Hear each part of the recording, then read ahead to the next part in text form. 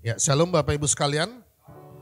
Hari ini adalah minggu pertama di bulan Februari. Jadi udah habis bulan Januari ya. Jadi saya meyakini bahwa rotasi bumi itu berputar semakin cepat hari-hari ini. Ya, dan itu sebagai tanda bahwa buat kita semakin siap menyambut kedatangan Yesus yang kali kedua. Amin. Mari kita masuk ke dalam khotbah minggu ini. Jadi seperti tema tahun 2023 untuk IGC tahun ini, yaitu His Glorious Provision. Maka Februari adalah His Glorious Provision for our business. Jadi saya akan membuka dengan satu ayat di Amsal pasal yang ke-10 ayat yang ke-4. Amsal pasal 10 ayat yang ke-4. Saya akan bacakan buat kita semua. Amsal pasal 10 ayat yang ke-4.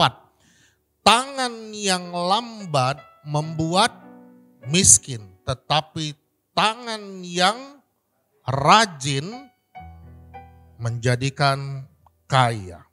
Bapak Ibu sekalian, ada yang saya warnai, ada warna merah dan ada warna hijau.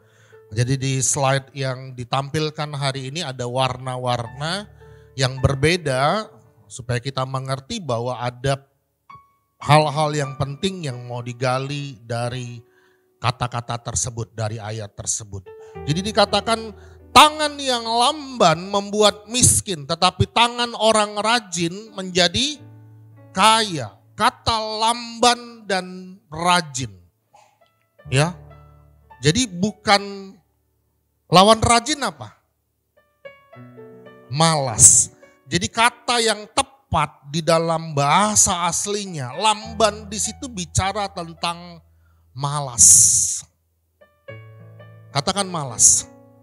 Jadi tangan yang malas membuat miskin. Tetapi orang yang rajin menjadikan kaya. Kata miskin di situ juga bicara tentang apa yang diperoleh. Jadi kalau tangan kita malas, kita tidak memperoleh apa-apa. Lalu apabila tangan orang rajin, itu menghasilkan banyak hal. Jadi firman Tuhan, Amsal, ya kitab Amsal ini adalah kitab yang kaya dengan nasihat-nasihat. Siapa yang tulis? Raja Salomo. Jadi Raja Salomo dikenal dengan hikmat dan pengetahuan. Dia meminta hikmat dan pengetahuan dari Allah. Dia tidak minta yang lain, dia tidak minta harta dan kekayaan, tetapi dia minta hikmat dan pengetahuan dari Tuhan. Maka kalau kita membaca kitab Amsal yang ditulis oleh Salomo, maka kita menemukan banyak sekali hikmat dan nasihat-nasihat yang bermanfaat bagi kita orang percaya. Jadi isi kitab Amsal adalah berisikan nasihat dan hikmat-hikmat Tuhan. Nah, jadi sekali lagi kalau kita baca ya ayat ini, maka kita menemukan kata lamban dan rajin. Ya, dalam bahasa aslinya kata lamban di situ bicara tentang malas. Jadi sama seperti, jadi kalau saya lihat dari bahasa aslinya, artinya tuh kira-kira seperti ini. Tahu busur panah? Busur panah, lalu selalu ada sepasang busur panah dan anak panah. Nah busur panah itu talinya itu harus kencang, tidak boleh kendor. Supaya apa? Coba bayangkan kalau misalnya talinya itu kendor. Kalau ditarik, kira-kira sampai enggak kepada tujuan? Jangan-jangan tidak sampai karena kendor, tidak kencang. Lalu kalaupun sampai, kira-kira tepat sasaran atau tidak? Tidak. Jadi ternyata dalam bahasa aslinya, ini bukan bicara tentang lambat atau malas saja, tapi bicara tentang ketepatan. Bicara tentang ketepatan. Ya, jadi anak-anak Tuhan itu harus punya ketepatan. seperti busur anak panah. Jadi melakukan segala sesuatu itu dengan ketepatan. Saya mengingat apa yang dilakukan Allah di Kejadian 1 dan Kejadian 2.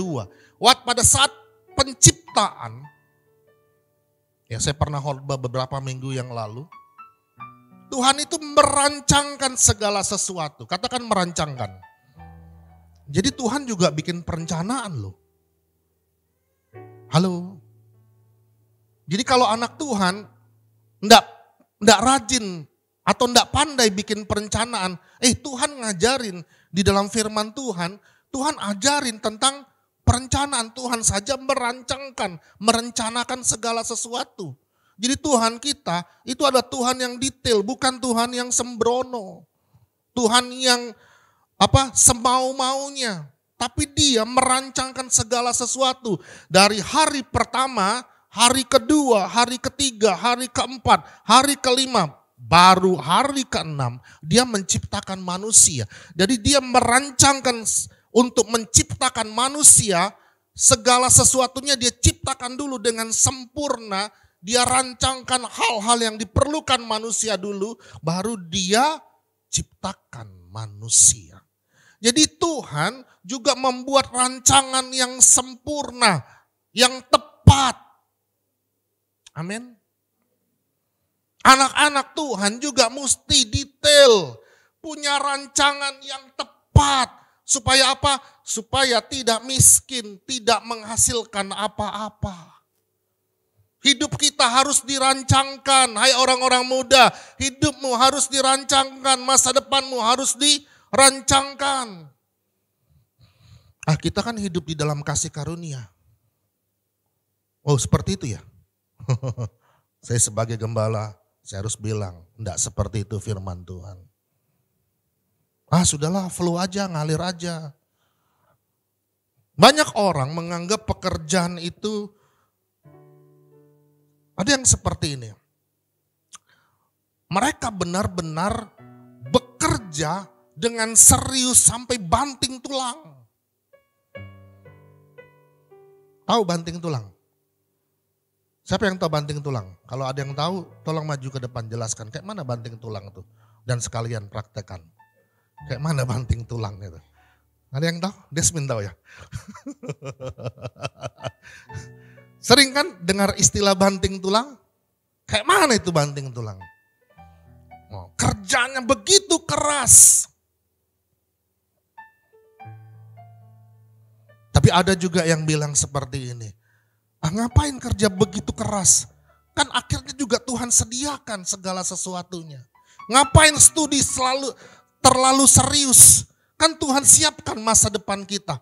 Ada yang lebih ekstrim lagi. Kan Tuhan mau datang kali yang kedua. Ngapain juga kita capek-capek kali?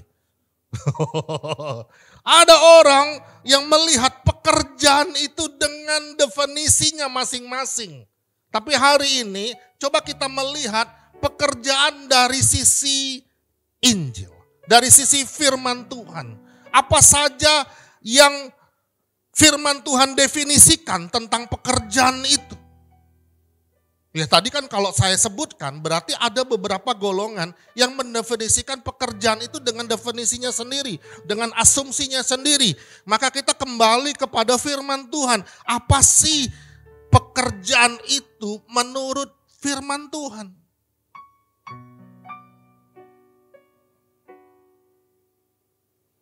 Banyak orang berusaha untuk menjadi sukses dan kaya raya.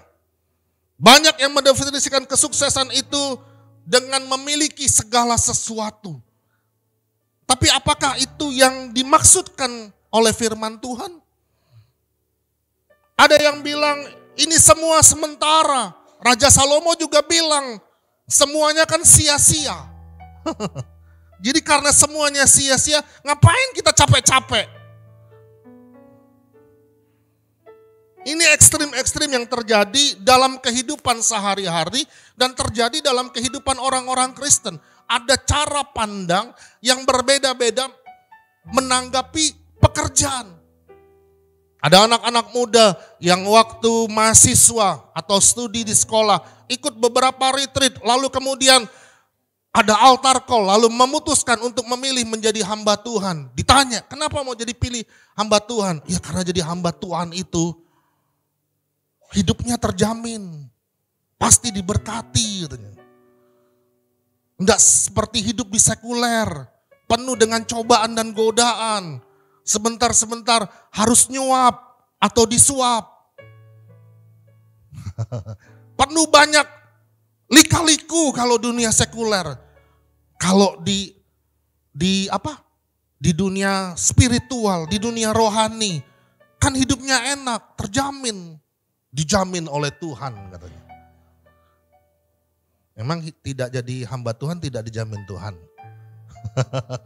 Ada ekstrim-ekstrim seperti itu. Ada yang juga bicara di lain sisi, ngapain jadi hamba Tuhan? Hidupnya tergantung sama jemaat. Kasihan. Hidupnya enggak jelas. Pas-pasan. Pas hari Senin datang hari Senin berkatnya. Pas hari Selasa datang hari Selasa berkatnya. Begitu. Wah, enggak tahu saya itu ayatnya dari mana. Tapi itu selalu muncul di dalam obrolan-obrolan. Ada selalu yang memisahkan antara sekuler dan spiritual. Antara duniawi dan rohani. Antara bisnismen dan rohaniawan. Semuanya dibeda-bedakan. Jadi seolah-olah manusia itu punya dua kepribadian. Hari Minggu dia spiritual. Hari Senin sampai Sabtu dia sekuler. Sering gak lihat seperti itu? Hari Senin dia rohaniawan. Hari Minggu dia rohaniawan. Hari Senin sampai Sabtu dia businessman. Hari Senin sampai Sabtu dia duniawi. Hari Minggu dia, itu apa namanya? Kalau dua kepribadian itu apa namanya?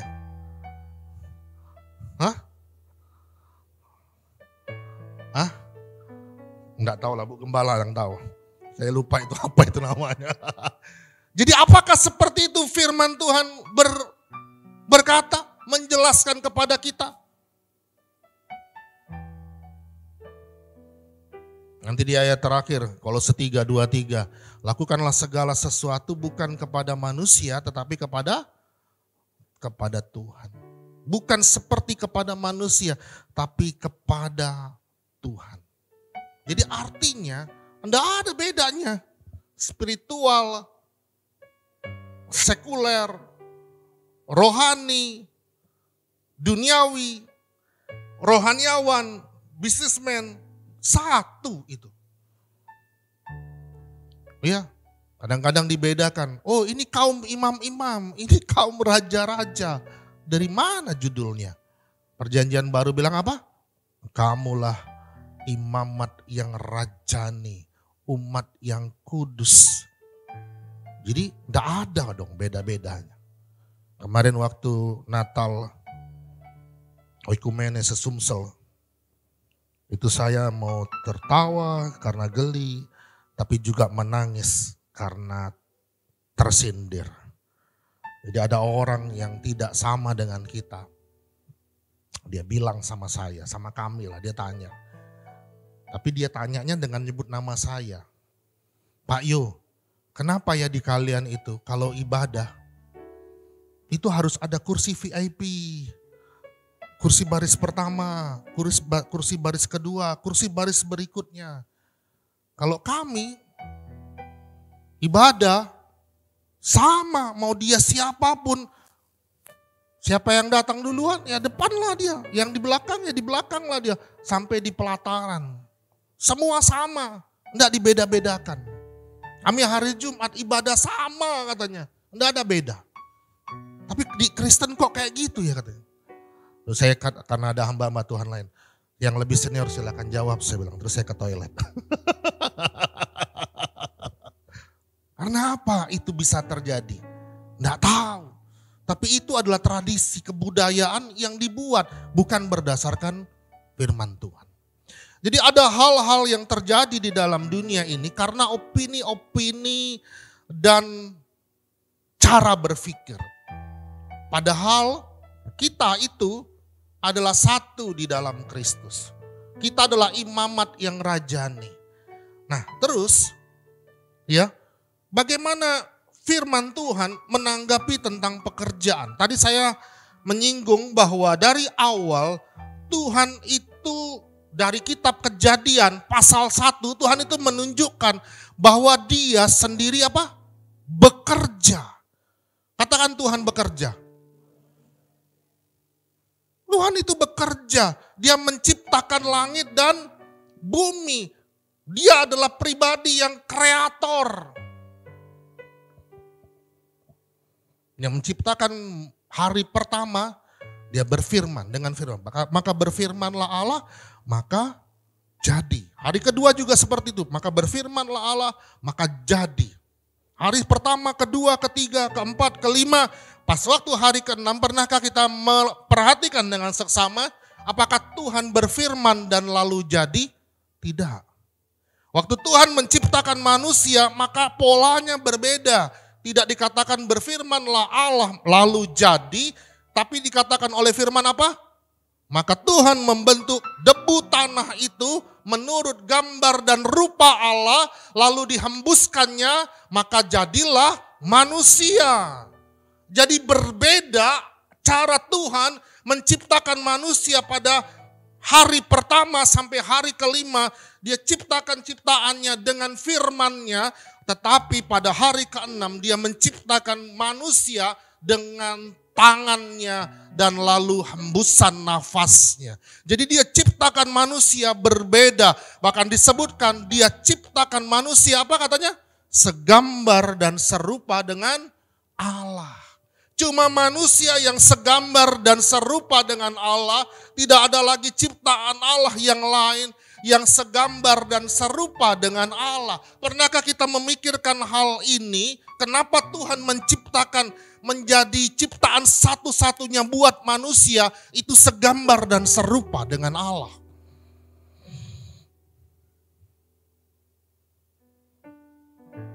Dia merancangkan manusia itu sangat detail dan sempurna.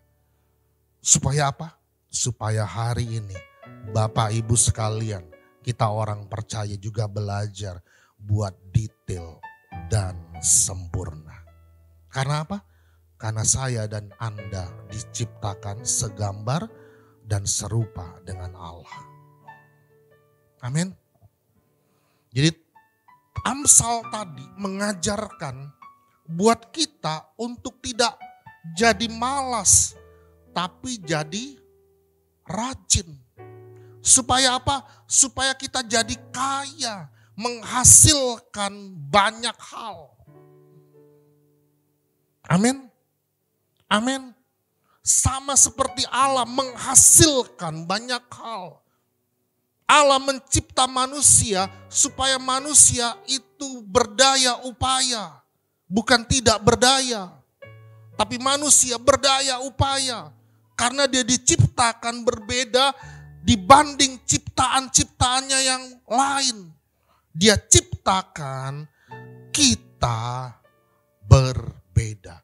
Jadi itulah rancangan Tuhan atas pekerjaan. Itulah rancangan Tuhan atas manusia supaya manusia itu bekerja. Jadi hari ini saya akan khotbah tentang bagaimana Injil menjelaskan tentang pekerjaan dan khotbah hari ini juga menjelaskan rancangan Tuhan atas pekerjaan. Lalu kemudian yang kedua, minggu depan saya akan khotbah bagaimana pekerjaan itu menjadi salah ketika manusia berdosa. Dan kemudian bagaimana Injil mengembalikan posisi pekerjaan itu untuk manusia. Jadi pekerjaan itu ternyata sudah ada sejak kapan? Sejak manusia belum jatuh ke dalam dosa. Iya kan? Coba saya buktikan lagi ya. Kenapa dikatakan sebelum jatuh ke dalam dosa? Coba baca Kejadian 2 ayat 7. Kejadian 2 ayat 7 ini sudah jatuh dalam dosa atau belum manusia? Hah? Belum ya? Coba kita baca. Yuk baca sama-sama 1, 2, iya. Ketika itulah Tuhan Allah membentuk manusia itu dari debu tanah dan menghembuskan nafas hidup ke dalam hidungnya. Demikianlah manusia itu menjadikan makhluk yang... Jadi ada kata membentuk manusia dan menghembuskan nafas hidup. Ini yang dilakukan Tuhan. Tuhan bekerja sebelum manusia jatuh ke dalam dosa. Setelah manusia jatuh ke dalam dosa, Tuhan pun berkata kepada manusia seperti ini. Coba perhatikan. Ya, Kejadian pasal 1 ayat 26 sampai 28. Ini sebelum jatuh ke dalam dosa ya. Sebelum jatuh ke dalam dosa. Betul? Kejadian 1 ayat 26, 27, 28. Belum jatuh ke dalam dosa kan? Coba apa yang dikatakan firman Tuhan? Ayo kita baca sama-sama. 1, 2, iya. Berfirmanlah Allah, baiklah kita menjadikan manusia apa? Menurut gambar dan rupa kita. Terus apa kata berikutnya? Apa katanya? Supaya. Jadi artinya baiklah kita menjadikan manusia menurut gambar dan rupa kita. Kenapa? Supaya manusia apa? Berkuasa. Katakan berkuasa. Jadi ada kata kerja yang pertama apa? Berkuasa. Supaya mereka berkuasa atas ikan-ikan di laut dan burung-burung di udara dan atas ternak dan atas seluruh bumi dan atas segala binatang melata yang merayap di bumi. Maka Allah menciptakan manusia itu apa? Menurut gambarnya, menurut gambar Allah diciptakannya. Diulang sampai 2 kali. Itu mempertegas bahwa dia ciptakan manusia itu berbeda dengan ciptaannya yang lain. Lalu apa dikatakan? Laki-laki dan perempuan.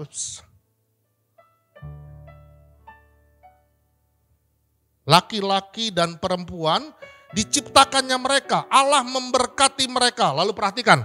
Lalu Allah berfirman kepada mereka, beranak cuculah, bertambah banyak, penuhilah bumi, taklukkanlah itu, berkuasalah. Coba perhatikan kata-kata yang saya beri warna hijau. Itu kata kerja semua kan? Bekerja enggak? Bekerja manusia. Jadi Allah meminta manusia itu mengelola hidup mereka dan mengelola semua ciptaannya bagi manusia. Jadi sebelum manusia jatuh ke dalam dosa pun pekerjaan itu sudah ada. Saya ulangi ya. Sebelum manusia jatuh ke dalam dosa, pekerjaan itu sudah ada. Bahkan Allah pun bekerja menciptakan ciptaan-ciptaannya. Jadi jangan bicara bahwa pekerjaan itu adalah akibat dosa. Sekali lagi, pekerjaan itu bukan akibat dari dosa. Pekerjaan itu adalah rancangan Allah sejak Allah menciptakan manusia dengan segala ciptaan-ciptaannya yang lain. Pekerjaan itu sudah ada. Jadi pekerjaan itu bukanlah akibat dari dosa.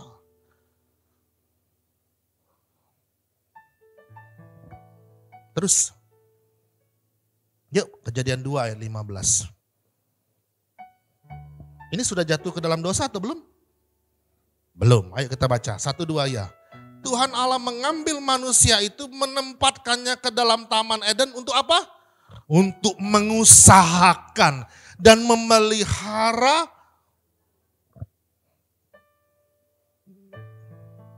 Jadi bicara tentang pekerjaan bukan bicara hanya di dunia. Sejak manusia itu ada di Taman Eden, manusia itu sudah bertugas untuk mengusahakan dan memelihara. Siapa yang kasih nama ciptaan-ciptaan yang lain, nama-nama hewan, terus tumbuh-tumbuhan, siapa yang kasih nama? Ada, manusia. Jadi pekerjaan itu sudah ada sejak manusia belum jatuh ke dalam dosa. Bahkan dikatakan apa? Yuk baca sama-sama Yohanes pasal 5 ayat 17. Tetapi ia berkata kepada mereka, Bapakku bekerja sampai sekarang. Maka siapa yang tulis ini? Siapa yang bicara ini? Yesus. Yesus bilang, Bapakku di sorga bekerja sampai sekarang. Maka aku pun bekerja juga. Jadi hai Amsal bilang tadi, jangan jadi lamban. Lamban di situ bicara tentang apa? Jangan bodoh. Jangan tidak memiliki strategi. Jangan menjadi orang yang sia-sia. Jangan jadi orang yang sembrono. Jadilah orang yang tepat sasaran. Seperti orang yang bidik satu target. Dia punya busur panah yang kencang. Bukan yang lemah. Itu nasihat firman Tuhan. Itu hikmat firman Tuhan. Supaya apa? Supaya kita anak-anak Tuhan bukan jadi anak-anak Tuhan yang sembrono, yang tidak berhikmat. Supaya apa? Supaya kita jadi anak-anak Tuhan yang diberkati oleh Tuhan karena tahu firman Tuhan. Tidak jadi lamban, tidak jadi lazy, malas. Tapi kita jadi rajin. Supaya apa? Supaya kita memberi dampak. Katakan memberi dampak. Kalau kita lamban, lazy, malas, itu memberi dampak. Sebaliknya kalau kita rajin dan kemudian menghasilkan banyak hal, itu kita memberi dampak. Memberi dampak kepada siapa? Kepada diri sendiri. Kepada siapa? Kepada orang-orang di sekitar kita. Kepada anak-anak kita, kepada istri kita, kepada suami kita, kepada keluarga kita, kepada semua orang yang ada di sekitar kita yang Tuhan percayakan kepada kita. Tapi kalau kita lazy, tidak menghasilkan apa-apa, kita tidak berdampak. Tidak berdampak buat diri sendiri, tidak berdampak buat keluarga, tidak berdampak buat orang-orang yang ada di sekitar kita. Tuhan menciptakan manusia, menciptakan orang percaya supaya kita berdampak. Katakan berdampak. Saya dan Anda berdampak. Berdampak itu kata ber setelah dampak. Itu artinya apa? Mempunyai. Jadi ada kata kerja yang ditambahkan kata ber di depannya. Itu artinya mempunyai. Berdampak, mempunyai dampak. Kita orang-orang percaya punya dampak terhadap diri kita sendiri, terhadap keluarga kita, terhadap lingkungan kita. Amin.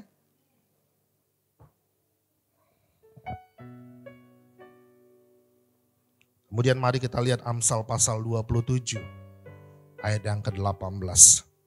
Yuk kita baca sama-sama 1, 2, ya. Siapa memelihara pohon ara akan memakan buahnya, dan siapa menjaga tuannya akan dihormati. Saya mau coba mau jelaskan yang ayat B-nya dulu. Dan siapa menjaga tuannya akan dihormati. Kontradiktif enggak ayat ini? Kontradiktif. Coba perhatikan. Siapa menjaga tuannya? Siapa yang jaga tuannya? Hamba. Betul? Hamba itu dihormati atau tidak? Tidak. Kontradiktif kan? Tapi firman Tuhan bilang apa? Dihormati. Jadi Tuhan hendak menyampaikan sesuatu yang bermanfaat untuk kita. Apapun profesi kita, siapapun kita tuh bisa dihormati. Martin Luther King Junior berkata seperti ini.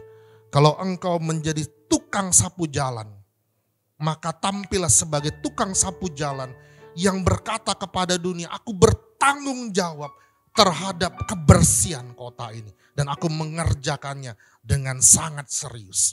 Karena aku menghargai pekerjaan ini. Maka dia dihormati karena dia menghargai pekerjaan. Amin. Berapa banyak orang yang mengerjakan pekerjaannya dengan bersungut-sungut, dengan ngedumel. Kenapa aku kerja kayak gini, itulah. Mana ada perubahan. Kenapa bosku enggak perhatikan aku? Kenapa Tuhan enggak ubah nasibku? Kenapa Tuhan tidak buat seperti janjinya kepadaku? Mulai salahkan lingkungan, salahkan orang lain, bahkan salahkan Tuhan. Karena apa? Karena enggak tahu ayat-ayat ini.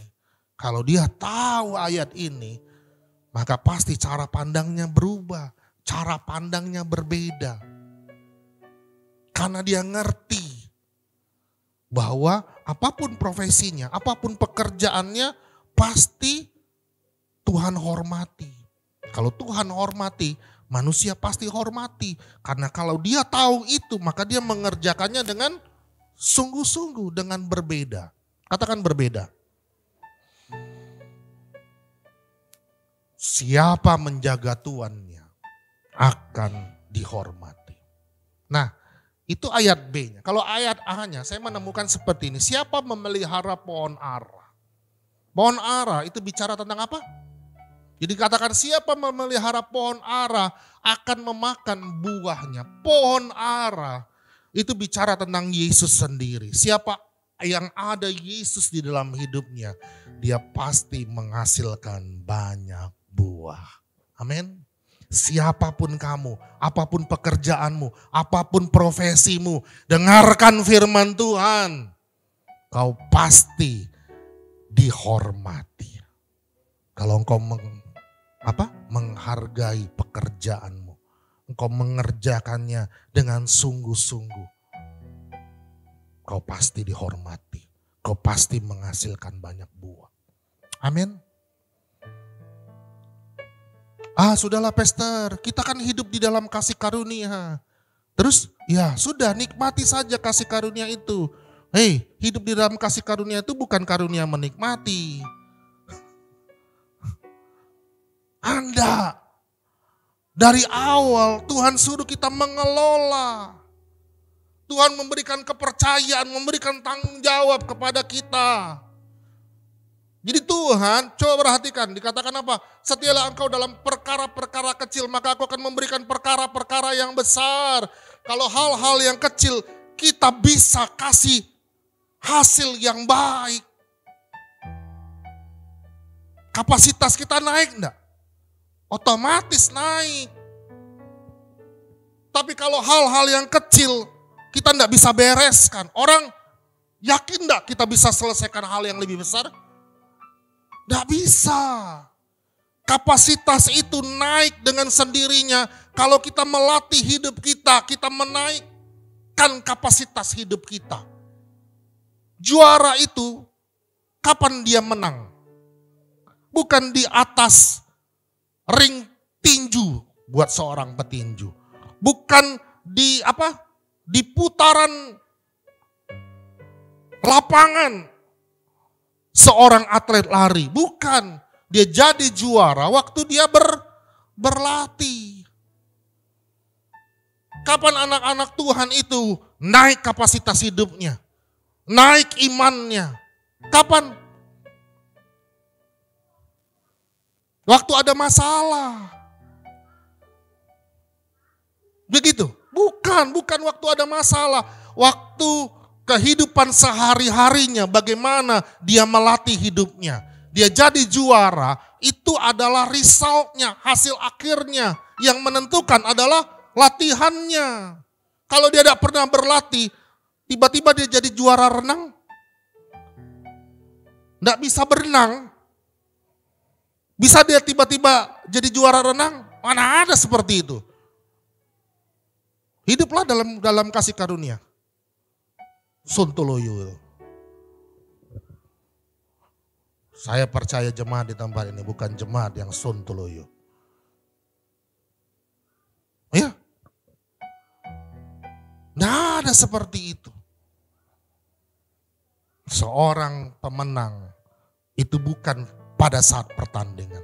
Seorang pemenang itu pada saat dia berlatih menghadapi kehidupan.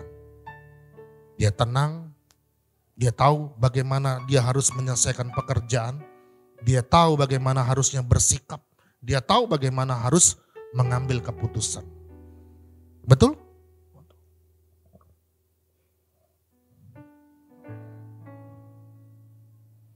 Saya coba dibukain yang ayat tadi. Amsal 10 ayat 4. Coba ayat 5-nya. Gak ada di slide saya. Amsal 10 ayat 5. Yuk kita baca. Mungkin kita baca sekali lewat. Sepertinya enggak ada dapat sesuatu. Tapi percayalah firman Tuhan itu punya makna. Pasti punya makna. Ayo baca sama-sama. 1, 2, iya. Siapa mengumpulkan pada musim panas, ia berakal budi. Siapa tidur pada waktu panen, siapa yang mengumpulkan pada musim panas. Bicara tentang apa? Tentang kesukaran. Bicara tentang apa? Hah? Kesulitan, kesukaran sama baik lah. Bicara tentang apa? Hah? Jadi waktu musim panas, waktu musim kering, firman Tuhan bilang apa? Ishak menabur. Justru bukan di waktu musim hujan. Waktu datang berkat. Tapi firman Tuhan mengajarkan apa? Waktu musim kering. Waktu keadaan seolah-olah tidak seperti ada hasilnya.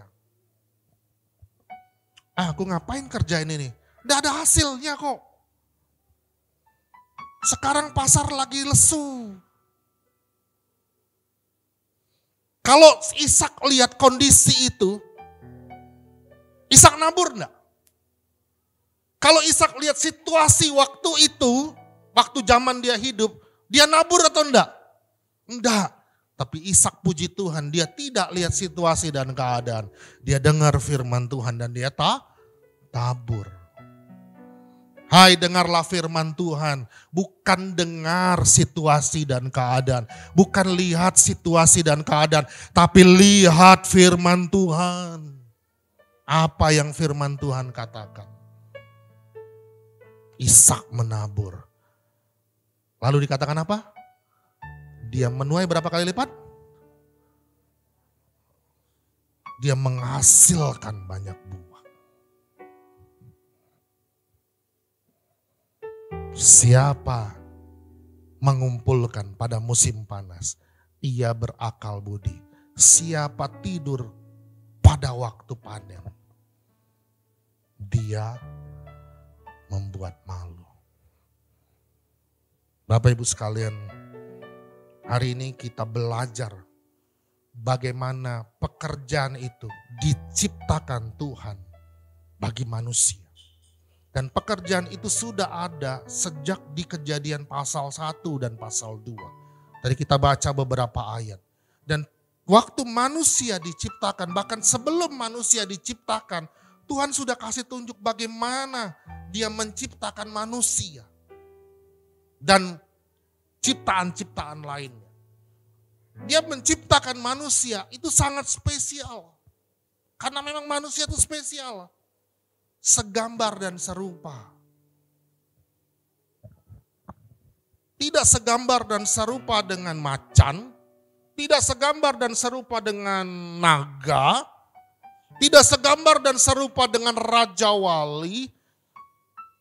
Tapi dikatakan segambar dan serupa dengan Allah. Artinya apa?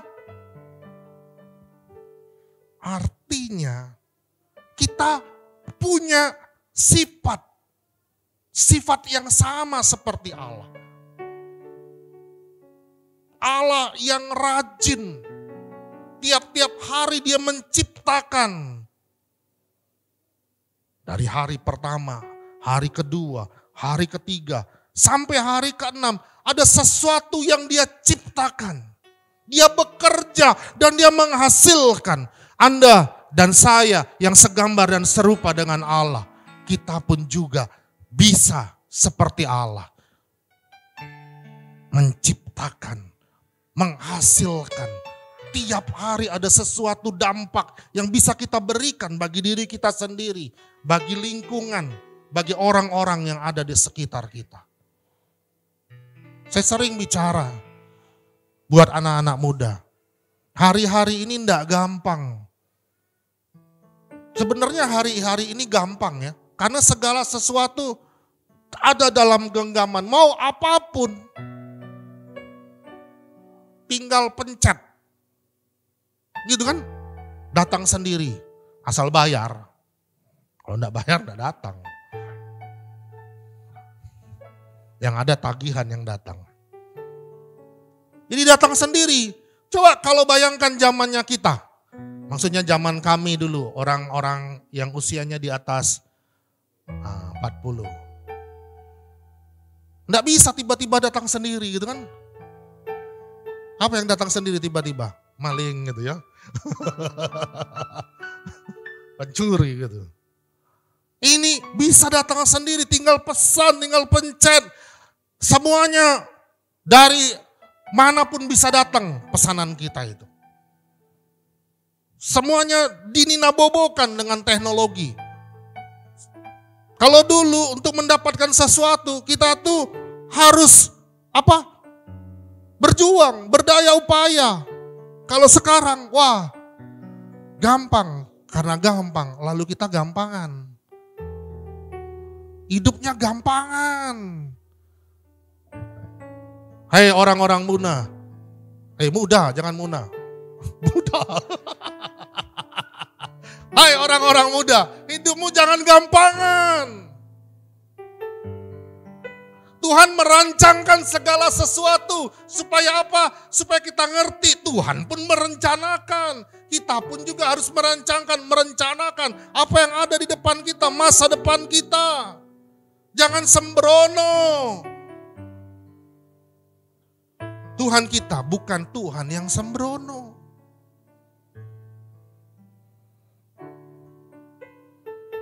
Jangan dininabobokan oleh dunia. Bukan kita yang diatur oleh teknologi. Tapi teknologi itu kita yang atur. Firman Tuhan apa tadi bilang? Taklukkanlah semua itu. Gitu kan? Kelolalah dan taklukkanlah. Semuanya Tuhan ciptakan. Di luar itu manusia yang ciptakan. Bukan teknologi yang menciptakan manusia. Bukan teknologi yang mengatur manusia. Tapi manusia yang mengatur itu semua. Karena Tuhan kasih itu kepada kita. Jangan alat itu lalu dipakai untuk iblis, untuk mengelabui kita. Lalu kemudian kita menggunakannya tidak seperti yang Tuhan mau.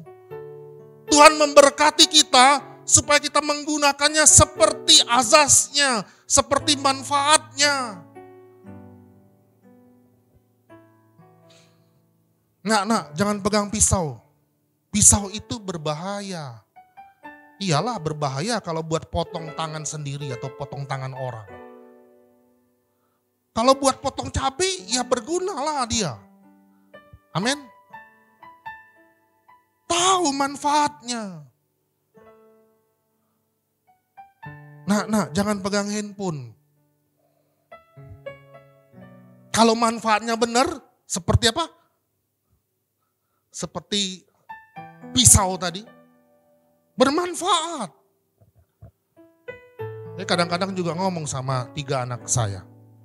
Nah, saya kirim berkali-kali video. Supaya apa? Supaya bisa mereka membedakan manfaat. Kebetulan mereka sudah besar-besar, sudah mengerti. Ya, jadi ngomongnya sudah seperti sahabat. Karena umurnya sudah dewasa. Saya memperlakukan orang-orang muda di sini sebagai gembala seperti sahabat karena kalian sudah dewasa.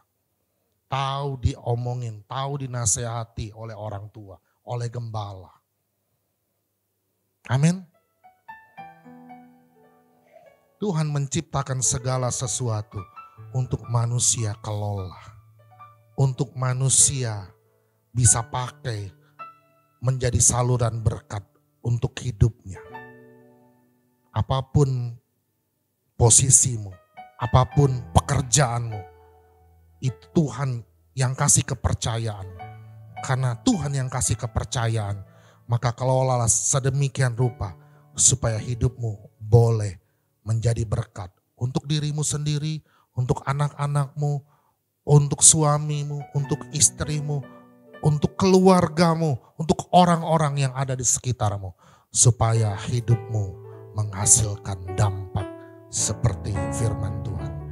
Mari kita baca ayat yang terakhir ada di slide saya, Kolose 3 ayat 23. Minggu depan saya akan bicara bagaimana pekerjaan itu rusak karena dosa. Jadi akibat dosa itu banyak. Dan lalu bagaimana Allah mengembalikan posisi pekerjaan itu untuk manusia. Supaya lewat pekerjaan itu manusia beroleh berkat-berkat daripada Tuhan. Yuk kita baca Kolose 3 ayat 23 sebagai ayat yang terakhir. 1, 2 ya. Apapun, katakan apapun. Apapun, tahu arti apapun? Semuanya, seluruhnya. Ya, apapun juga yang kamu perbuat, semua yang kamu perbuat, seluruh yang kamu perbuat, apa katanya? Perbuatlah dengan setengah hatimu. Segenap ya. Perbuatlah dengan segenap hatimu seperti untuk Tuhan dan bukan untuk manusia. Lakukanlah segala sesuatu itu. Hai orang-orang muda, waktu engkau melayani, kalau engkau terbiasa dalam pelayanan, dalam latihan, kau lakukan dengan segenap hatimu. Seperti untuk Tuhan, bukan untuk manusia. Ya, waktu engkau bekerja nanti, engkau mengerti, engkau bekerja, apapun pekerjaanmu, engkau lakukan dengan segenap hatimu. Levelnya itu pasti berbeda loh dengan orang-orang dunia. Orang-orang yang tidak percaya Tuhan. Orang-orang yang tidak tahu ayat ini. Karena apa? Karena pasti hasil pekerjaannya itu berkualitas. Karena apa? Karena dia tahu dia kerjakan itu bukan untuk manusia, tapi untuk Tuhan. Pasti hasilnya luar biasa. Amin. Pasti karirnya cepat naik. Amin. Pasti dia lebih dipercaya. Amin. Karena dia lakukan segenap hati bukan seperti untuk manusia, tapi untuk Tuhan.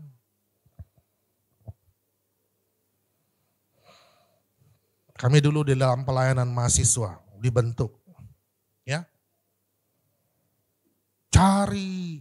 Kami di pelayanan, kami dikasih tugas-tugas di dalam pelayanan. Kami juga diajar bagaimana menata layani waktu kami. Dengan sedemikian rupa. Bagaimana kami bangun pagi harus duluan baca firman Tuhan, saat teduh duluan. Tujuannya apa? Bukan untuk sok-sok jadi rohani. Atau lalu kemudian pada saat ngobrol bisa ngomong firman Tuhan. Bukan. Selain untuk tahu firman Tuhan, tahu kehendak Allah. Juga melatih hidup kita untuk terbiasa mengelola hidup kita dengan sedemikian rupa. Terbiasa, terpola untuk pola-pola hidup yang baik. Bukan cuma hidup jasmani tapi juga hidup rohani. Disiplin. Disiplinnya tuh sejak kecil, sejak muda.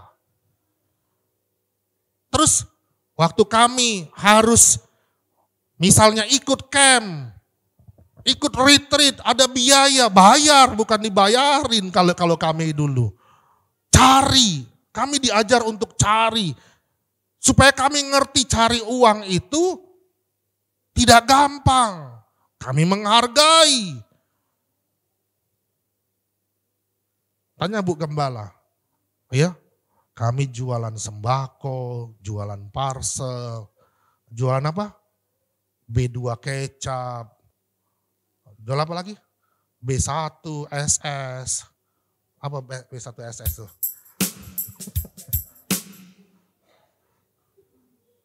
Iya. Saya ingat itu. Saya belum bisa bawa motor. Badan saya belum segini. Nah, saya sudah pacaran sama Bu Gembala. Dia bisa bawa motor, saya enggak bisa bawa. Terus ngantarnya kemana? Ngantarnya ke Sungai Gerong. Kalau saya sekarang bawa motor sampai ke Sungai Gerong, pinggang saya pasti sakit. Nah, dulu kami antar ke Sungai Gerong. Kalau mau pikir-pikir sekarang untungnya enggak seberapa. Betul enggak ya? Iya, waktu itu untungnya berapa ya? Tapi kami kerjakan dengan setia.